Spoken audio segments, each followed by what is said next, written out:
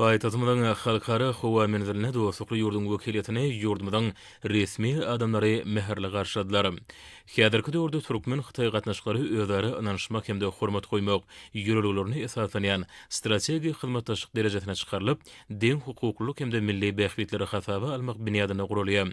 Ýokary derejedäki ýygdarly syýasy dialog, ähli hemde sebit gün tertibiniň derwäs meseleleri boýunça özleri düşünişmäge mümkinçilik berýär. Şunuň bilen birlikde Türkmenistanyň beýik ýüpek ýoluny gaýtadan dikeltmek strategiýasynyň hemde Hytaýyň bir guşak bir ýol başlanyjynyň utgaşdyrylmagy hyzmatdaşlygyny möhüm uruna öwrüli.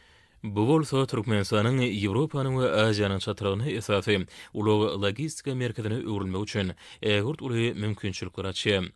Infrastruktura maýy goýumlary uly geçirikleriniň döwri baplaşdyrylmagy we sany tehnologiýa bilen urnaşdyrylmagy iki ýurdun ykdysadyýetini diversifikasiýalaşdyrmak üçin kuwatly binýat döredýär.